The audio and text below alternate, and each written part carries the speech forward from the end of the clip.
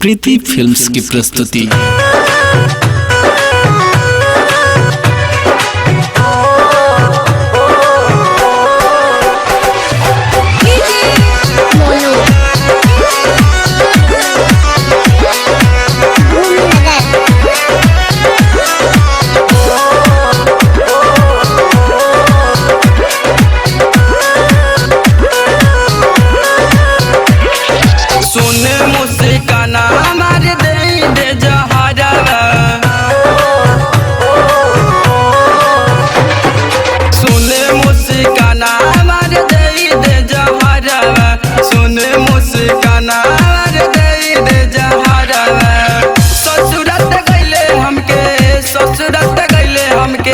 छोरी नहीं हजारा सुन मुस्काना दे दे जहारा सुन मुस्काना दे दे जहारा।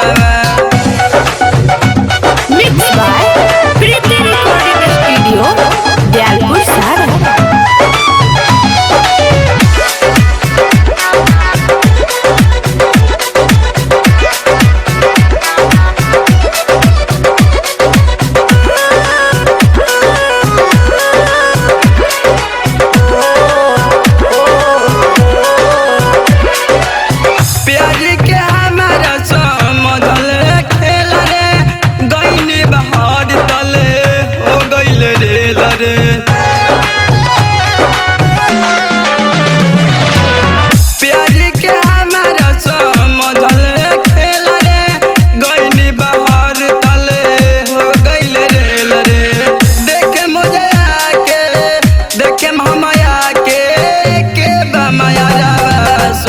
मुस्काना दे दे जहारा सुन मुस्काना दे दे जहारा।